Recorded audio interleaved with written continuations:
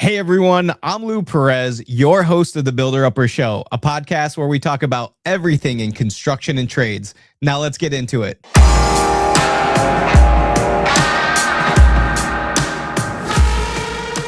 I would like to welcome our guest, Craig Fulcher, President and CEO of DWC Construction. Hey Craig, how you doing today?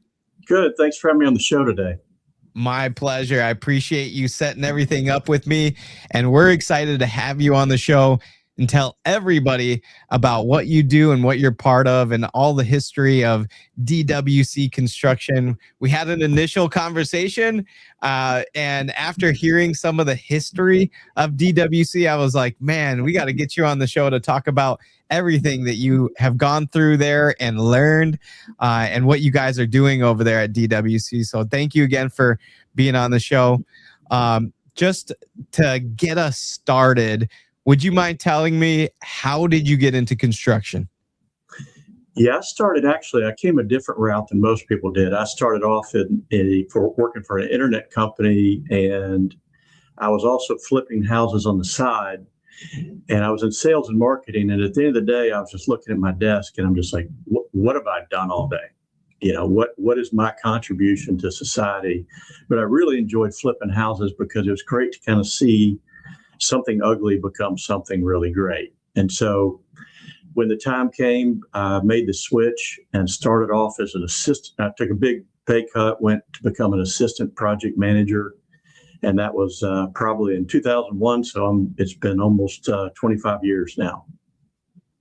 Oh, wow. Okay. So flipping houses, I guess, what would be your favorite part of flipping the house? Did you do a lot of the hard work, making the changes yourself? Yeah, it was a lot of fun because, we would buy a really ugly house and my wife and I would move into it and then live in it for 2 years, fix it up, and then we'd sell it. We did that several times, but then when you have small children and you're up underneath the sink trying to put the faucet in and your child is jumping up and down in your stomach, it just gets to be more difficult. And so eventually I was just like, I just need to do this full time because I really enjoy it. Oh, that's awesome. When I got into that and have enjoyed it ever since. Amazing. So the DWC, give me, why don't you give the listeners a highlight? Who is DWC Construction? Well, I am actually the fifth CEO of the company, and it started in 1947 as the drywall company. It was the first drywall contractor in the Southeast, and DWC stands for the drywall company.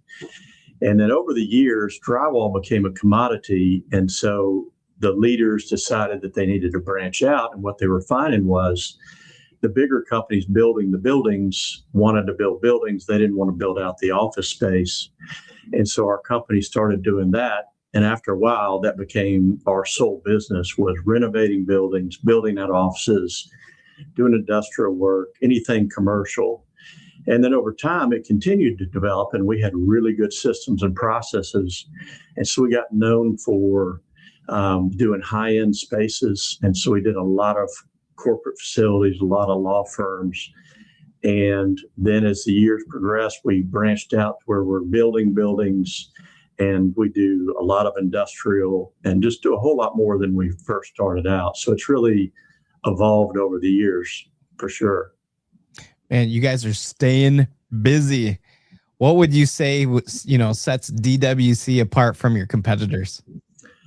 Well, when you go to McDonald's and their fries are really good, why do you like the fries that are there? Not just because they're salty and tasty, but it's because you're getting a consistent experience every time.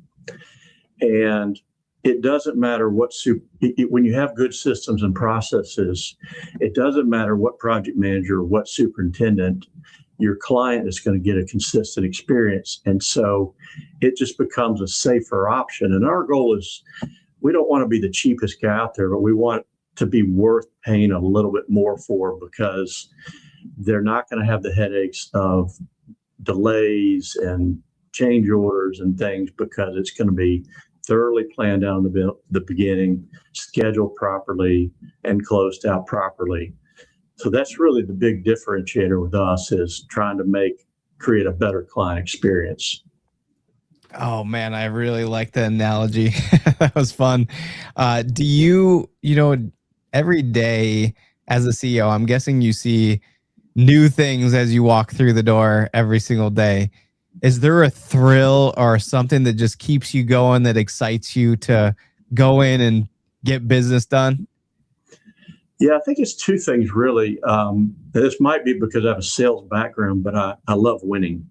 I Mm, love it when we're working on a job and sometimes we know we're not low, but when a client just says, hey, can you tighten your number up a little bit and you'll get the job?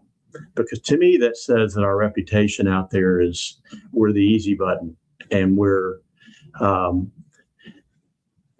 and that's what's really satisfying. And then it's like when you see somebody's dream, whether it's they planned all their life or a lot of their life to build a coffee shop and they see it come to reality, or you see something that was really ugly and now it's a Class A office space or the building looks beautiful now. That's really very satisfying and rewarding to see somebody's happiness over that. mm. Being a CEO, not easy, not an easy job. The buck usually stops at you. You're making all the decisions. You have to have some confidence behind the tone of when you're telling people what to do. How, what inspires you to make the decisions you do to, I guess, guide the ship in the right direction? Well, I was followed by some really great predecessors, and I learned just a tremendous amount from some of my predecessors. And one of the things that made us great partners was I was really good with strategy and I was really good at seeing opportunity. And so I felt like that strength would really help me be a good leader. And a lot of the processes from the past have already been put in place. It was just how can we make it better and take it to the next level? Mm. And I got to a point where I was like, do I want to go out on my own or do I want to take over an established older company, which meant that I would have to wait an extended period of time.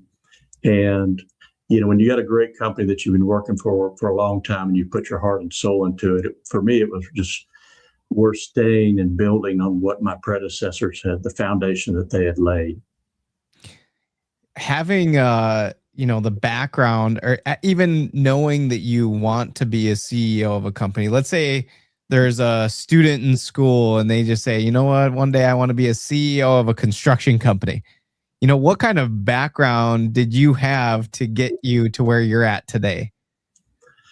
Um, I really, it's realized it was not easy and I just worked harder. But what really helped me was I looked around and I didn't do my job. I did my job. Plus I looked to see what would make me where the company couldn't live without me. And so it was a matter of looking around and saying, I don't own this company, but this is my company. And I'm going to treat it like mine. And I'm going to become, when I see a problem, I'm going to insert myself into it to try to help. And when you do that, everybody thinks, oh, when I get at this point, they're going to give me ownership.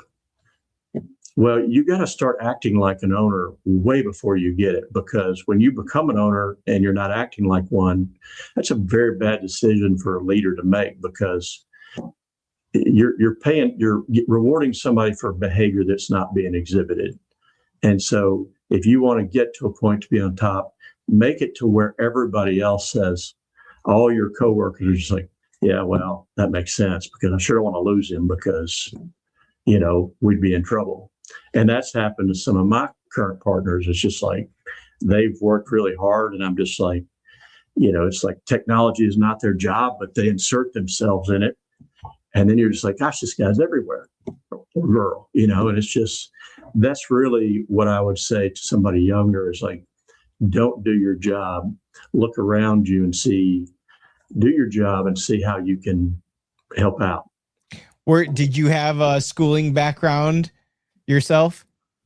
I graduated from Auburn and I had a business finance degree. So I had no construction knowledge, no engineering knowledge, and I had a lot to learn. And the funny thing is, when I first started becoming a project manager with my background, I was really good at selling work and not as good at doing the work until I learned. So, but at the time there was this, and I think this is common in a lot of construction companies where, you have your project managers and then you have your superintendent. There's a lot of headbutting that goes on and a lot of finger pointing.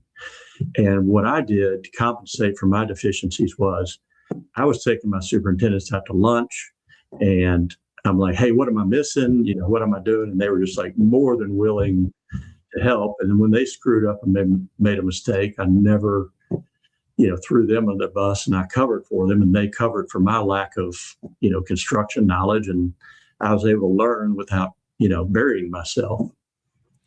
That's amazing. Some people don't realize how much people are willing to help if you just ask. You know what I mean?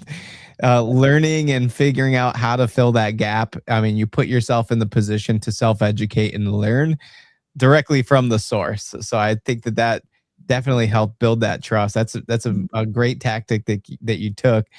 Through all these years, do you feel like, there's maybe something that when you started, there's something that you wish you knew now that you didn't know back then? Yeah, for me, and one of the disadvantages I had of being in sales and business development and marketing was the fact that you're geared towards pleasing people. And so it's very hard in construction when there's so many things that you can't control. And I used to really stress having to deliver somebody bad news that even when it had, most of the time, it had nothing to do with anything we could control. And so that kept me up a lot at night. And so really just trying not to sweat the small stuff and just understand that construction, I tell people construction is like controlling a train wreck. It's going to go off the rails at some point. So you got to have a plan B and a plan C so that when it does, how are you going to minimize the damage and keep this thing going and getting done on time? And so sometimes, and the hardest is when a client makes a lot of changes and then you've got to go back to them and say, well, we're going to extend the project week. And they're like, well, that's unacceptable. It's like, well, you've added a lot of scope to work and here's how it's going to tie. And you just dread having that conversation, but it's not of your doing. Do you work hard on building those strong relationships, with the connections that you have to your workforce? Yeah, to the workforce, absolutely. It's very important. And, and when I was early in my career, my clever superintendents would schedule job site meetings with them at 10:30 so that then they knew that I would feel obligated to buy them lunch. And when you take them to lunch and get to know them and get to know their family, it really starts establishing a really big value of trust. And that's something that really was a big thing for me, was how do I make the guys in the field feel connected and to make them feel that they're important, because there's a lot of hierarchy in construction. But the truth is, if you don't have superintendents, the project managers aren't going to do anything. If you don't have laborers, your jobs aren't getting finished. Everybody is just as important as everybody else. And one of the things that we do to convey that message is we have an employee wall where we have their picture and the year they started. And I am CEO, but there's a guy up there who's been here longer than me, and his picture is ahead of me, and he's a superintendent. And so what it does is when you see a laborer close to the top and you see a new project manager at the very bottom because they just started, it sends a message to the guys, because there's no titles on this at all. And so it sends a message to them that everybody's important. Mm-hmm. And then the other thing I do now is, now that I'm superintendent, I'm CEO, we do annual reviews, and we have 50 employees. And typically I would be doing the annual reviews of the leaders and some of the higher ups. But I sit in every one of the interviews. Every one of the reviews, I'm there. And that's a lot of time. That's 50 interviews. Now, the office people are usually an hour, and the superintendents are 30, and the laborers are 15. But And every year I write down, what are your dreams? What's your life goal? What do you like? And then I refer back to it. And so what that does is that sends a message to those guys that I'm part of something and I'm important. And they know that they can stop my office, and I know them, because I know that their family, I know the struggles they're going through. I know a lot of personal situations that they're dealing with, so I can check in on them. And a lot of people will shake their head and say, I don't have time for that. But what does retention, what does it cost you to lose people? And, last year in our carpenters, laborers, superintendents, we lost 3 people out of probably 38 people. And that's a very low turnover rate.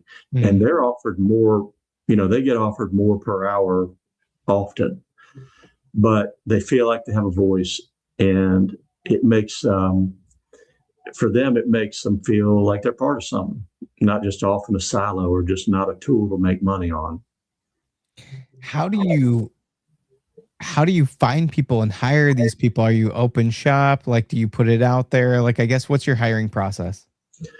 Well, for the office, it's a lot more extensive because the pain of having the wrong hire is extremely painful. In the office, in the field, we look more towards what are your skills. And, one of the things that's important to us is our core values. And, we have our core values posted on every job site. They're on our website. They're on the back of our business cards. Oh, nice. So everybody knows when they walk on our job sites, what are our values. And we hire people that fit those core values. But for the office, we have a very extensive hiring process. And because if you hire a bad project manager, it's 6 to 8 months before you realize you have a problem.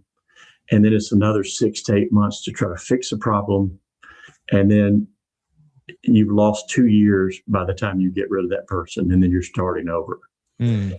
And the most important thing here is, it's important what you know, but it's really 2 things. Are you humble? Because if you're humble, you're coachable and you want to learn. And if you're humble, you want to help the people around you because it's not beneath you. And if you're hungry, you're going to be a go-getter and you're going to be aggressive. And you can't teach somebody to be humble, and you cannot teach somebody to be hungry. Mm. And so several times I really needed, one time I really needed 2 project managers, and I had 2 people, this was like 10 years ago, and I had two people that were very skilled and very knowledgeable, but they were not a good fit for our culture. And it really corroded the culture completely. And they stuck around for 2 years before we could get rid of both of them. And it was a 3-year pain and suffering situation. And so now if I need somebody immediately, it takes me 6 months, I will suffer for 6 months trying to figure out how to get it done, because it is not worth the 2 years of pain and suffering when you've hired somebody who can fill the seat, do the stuff, but then they run around griping about everything and then sowing the seeds of negativity, or they're just not motivated to really work that hard. But it can be really toxic. And that's a big thing for me. People ask me, what's the most important thing you do? And I say hiring. Yeah, I would think protecting the culture is so important. You got to keep that close to your heart through every conversation that you have, that to everybody that puts an application into work for you. Just making sure that everybody's going to appreciate the people that you're bringing in through the door. And I really like that you put the core values everywhere. It's like you can't miss it. That's awesome. The systems that you have in place, I can imagine. You guys have been in business for so many decades. What kind of systems do you guys use or have in place that keep your operation at its highest level? Yeah, well, and the key thing about that is, we've been in business for a long time. The greatest thing about our company is we're well known in the industry, and we're a 70, something year old company. The worst thing about our company is that we're a 77-year-old company. And what happens is you get people who've been at it a while, and everybody gets in their ruts. But guess what? Everything around you is changing. The workforce is changing. The quality of labor from your subcontractors is not what it was 10 years ago. And so our systems and processes are constantly being changed and constantly being adapted.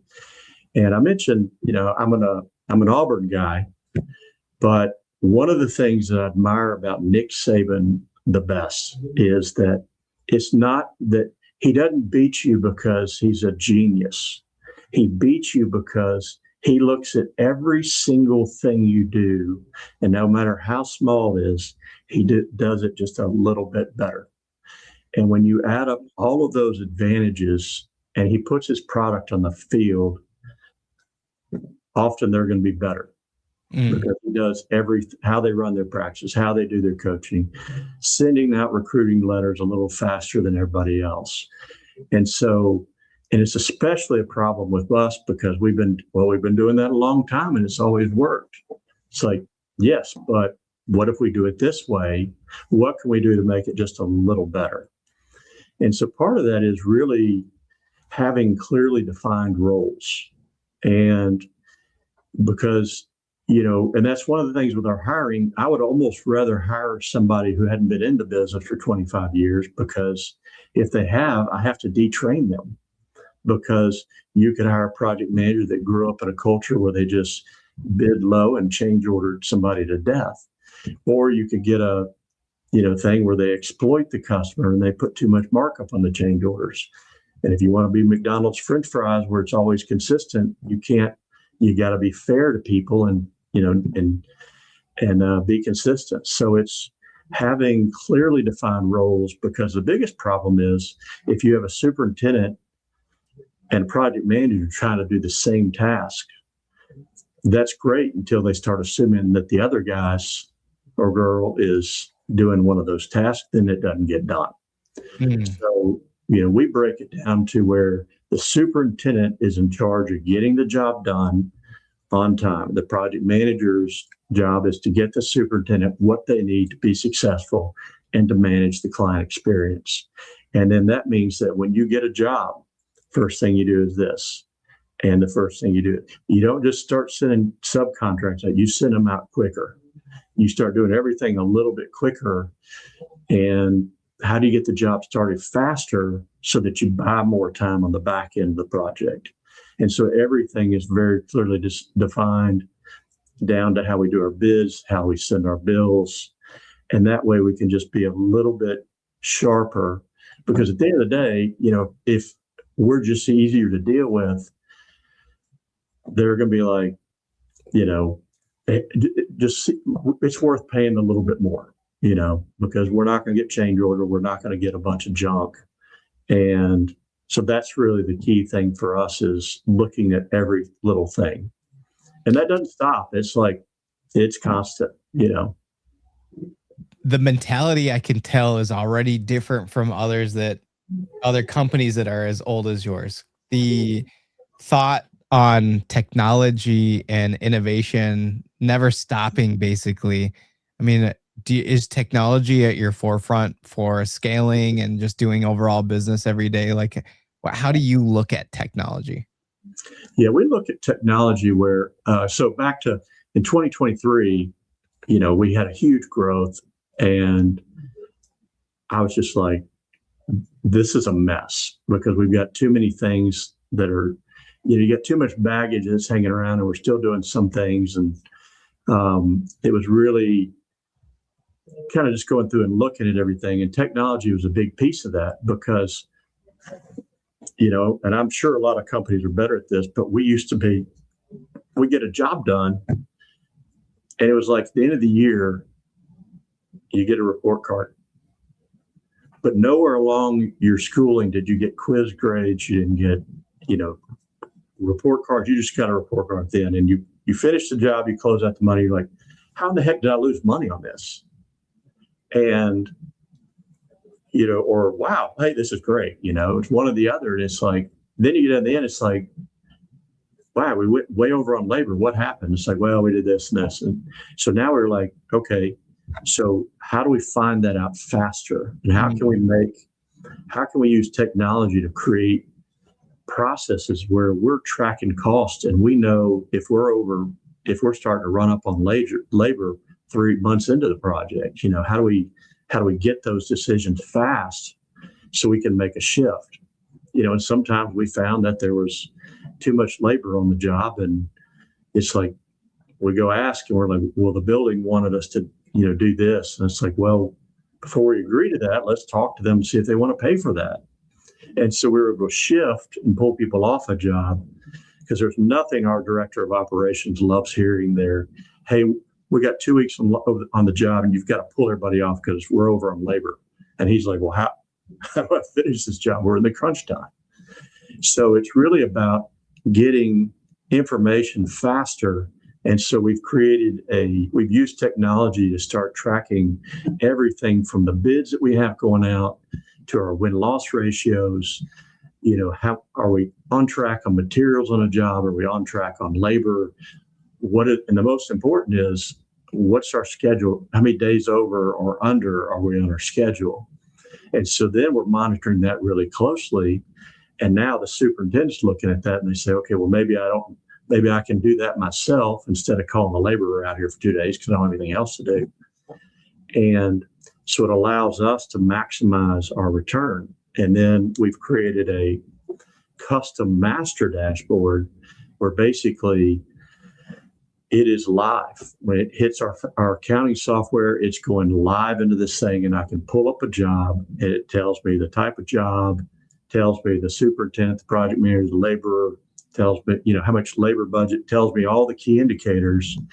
And then what that tells me is later I can start seeing, okay, every job a lot of jobs go south and then there's no good reason why, it just happened. But when you start seeing trends for a project manager, is it like, okay, is that an opportunity for coaching to help somebody, they're not putting enough money in the job?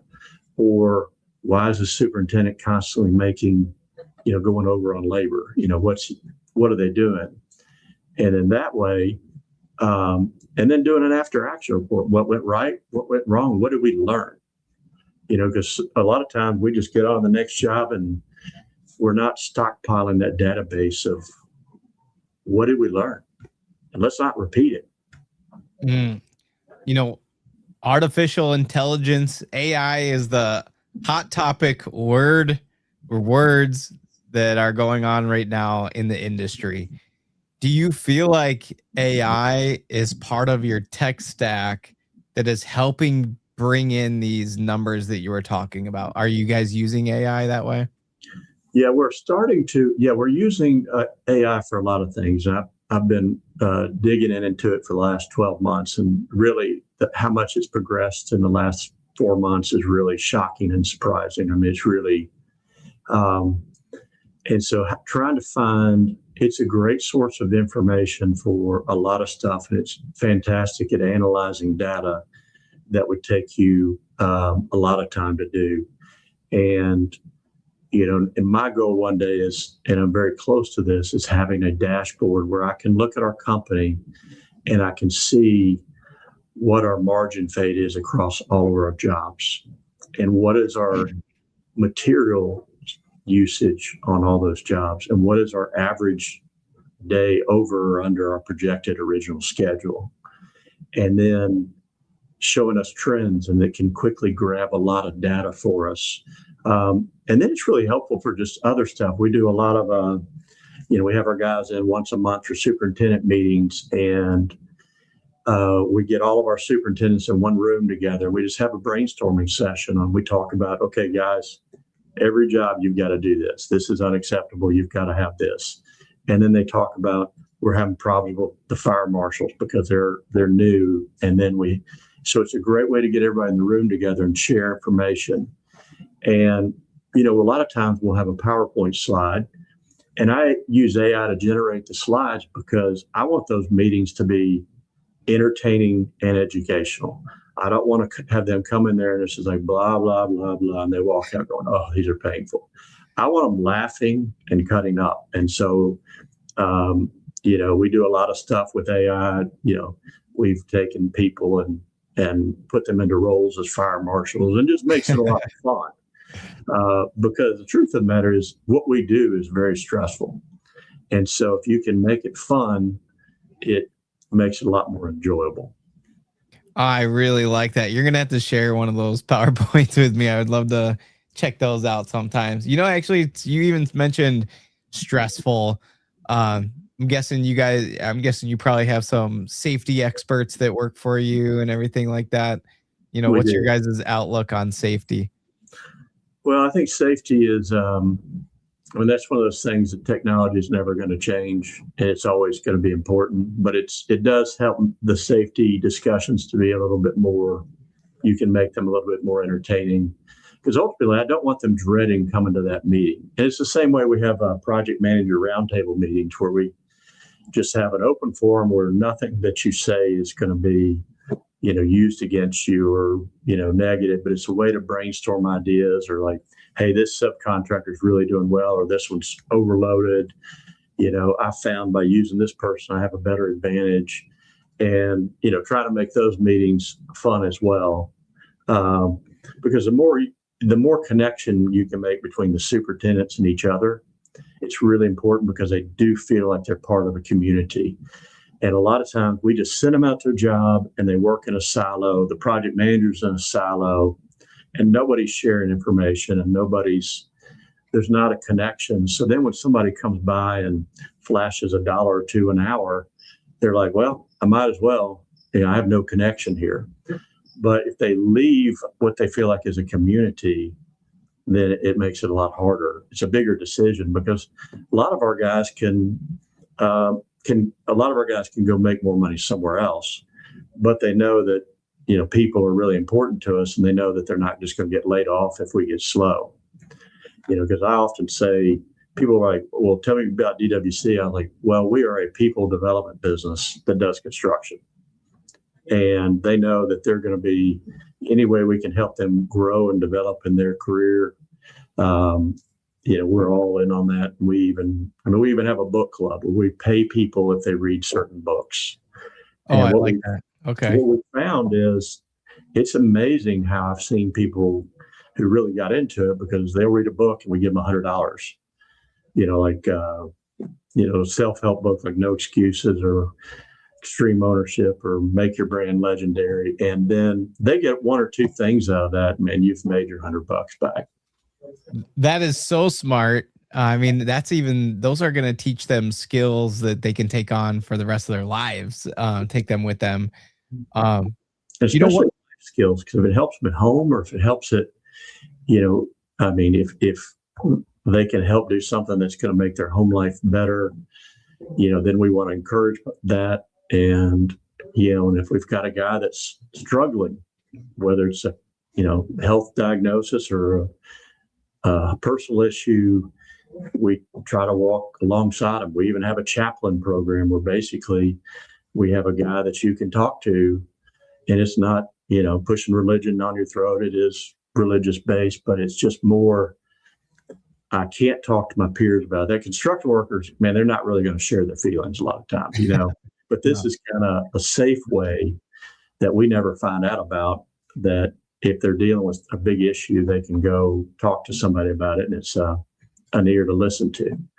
And we started this in January, and I really didn't know if we'd ever think it was successful, but we've had a lot of people already tell us how helpful it was. Of course, it's always phrased like, I think this has been really helpful to a lot of guys, not myself, but it's always a lot of people have been really benefited by this. So this is a new one. This is amazing. I really like that you implemented something like this, having a chaplain on staff, kind of talking to the guys. I know there's a few companies out by me that do that, but they're not in construction. And you would think that construction would be like the perfect situation to have somebody like that kind of intervening and having side conversations to do like temperature checks and whatnot. Yeah. And honestly, if I've got a teammate that I feel like is really if something's wrong, I'll say, hey, reach out to this guy and check on them. And they don't report back to me, but I don't know if it works or not. The other thing that we do that's really fun too is we like to have team activities. We do an office quarterly team fun event where groups of 3 pick the event, and then it's their event. Everybody goes to it. And then we do stuff for the office where we'll do like a chili cook-off or cooking burgers at the office. And it is the office cooking, serving the field. So the project man, the superintendents, laborers, carpenters, they all come, and it's the office serving them. And it's a good message to send to them. Once again, you're just as important as everybody else. And that really, resonates with a lot of people, that they're more than just a body. And you guys where exactly are you guys located? We're in Nashville, Tennessee, and really our range is about 200 miles around Nashville. We do work in Huntsville, some in Kentucky, but kind of in that range. I can't imagine how good the chili is. How about you guys? Do you have some pretty good cooks over there? We do, actually. It's, we usually have about 17 pots of chili, and all the superintendents and carpenters, they take samples of all of them, and they make their votes on which one is the winner. Oh, let me know in the summertime when you guys have that next chili cook-off. I'd love to come out for that. Yeah, it's usually in October as the weather's getting cooler. Yeah, so we do a lot of we'll do a Labor Day event where we have catered. We do a Memorial Day, and we'll also do like a random. Like last week, we cooked burgers because it was a nice day. This is great. I mean, you offer a lot of ways for the team to feel good, unwind, be proud of where they work. For you as a CEO, what is your outlet? What is your hobby? What is your go-to or inspiration when you're outside the work? I really enjoy either working on my house or building furniture. I find that to be a really good stress release. And so I really enjoy that. Oh, you're just a natural carpenter then. I enjoy that.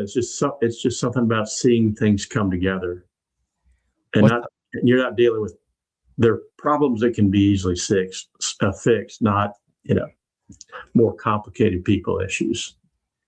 What's the most interesting piece that you built? As far as project, yeah, or yourself, was it a chair? Was it furniture?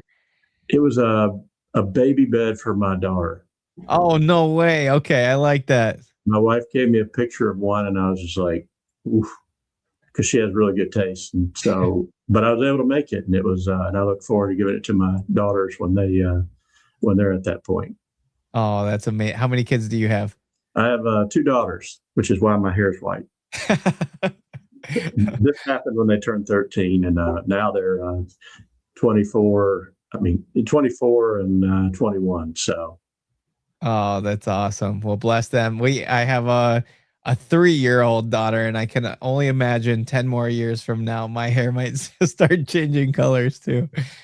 Yes, it is. Daughters are amazing. And I'll never forget, I had a client that just somehow, when I was project manager, always knew when I was pulling in my driveway, because they would call and they would complain about the most ridiculous things. And I walked in the house, and I grabbed a beer, went and sat on the porch. And my daughter came out. She said, "What's wrong, Dad?" It's like, "Or Daddy." I said, "Well, there are mean people to me at work." And she's like, "Well, I want to go to your office." And I said, "Why?" It's like, "Well, I want to put the mean people in timeout." So there's nothing better than daughters, but it does get a little bit more complex when they turn 13. But they come back. So just remember that. Oh, I love that. Duration. Keep hanging on for hope. No, I appreciate that. That's good. So DWC is amazing. It sounds like the way that you've laid everything out is so incredible.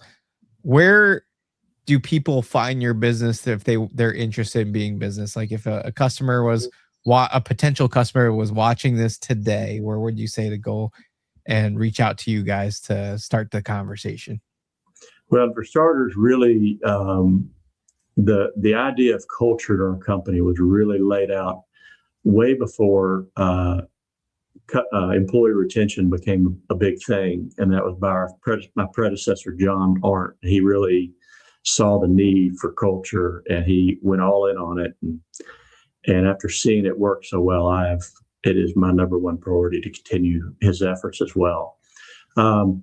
You can reach us on the web at dwcbuilds.com, or reach out to me on LinkedIn, or I love talking to other companies, because one of the things that I've learned is I'm a big book reader, because I feel like I've got a lot to learn, and the more I learn, the more I realize what I don't know.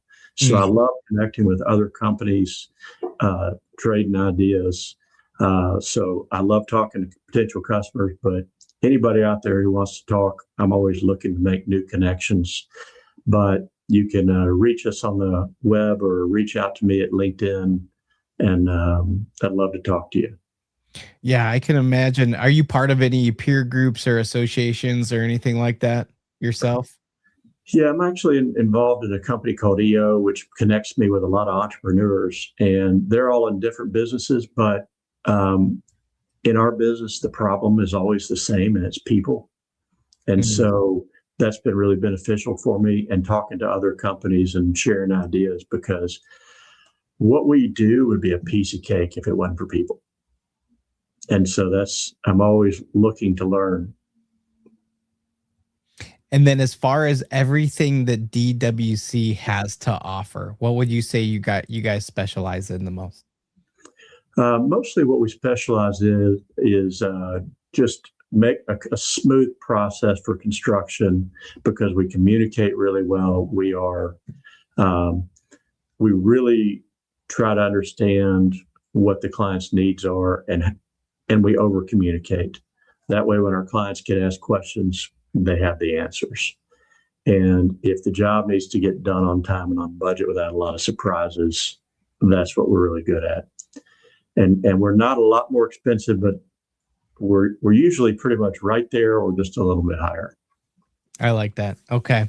And then before we wrap up, do you have any advice for new construction owners, CEOs, or even somebody that's coming into the construction industry that you would like to share with our listeners?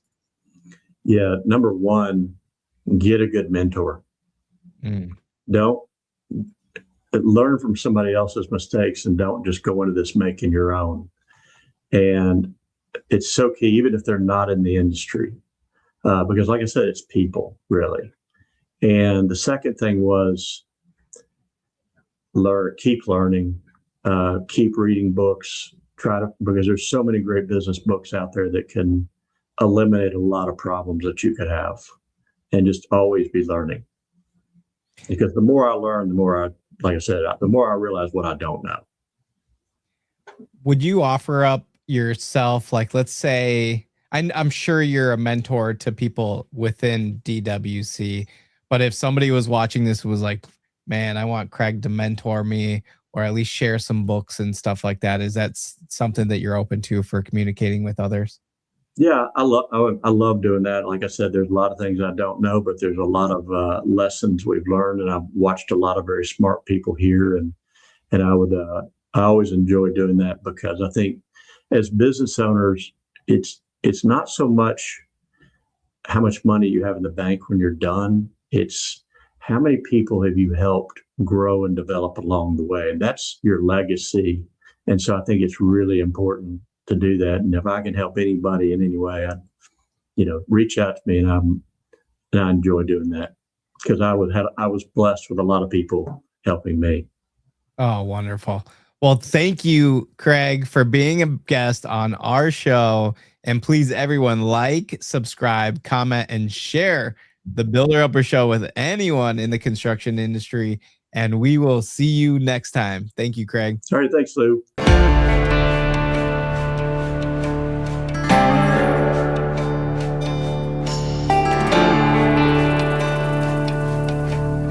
If you're a construction contractor and would like to appear as a guest on our podcast, write us an email. It's lou@lumberfi.com.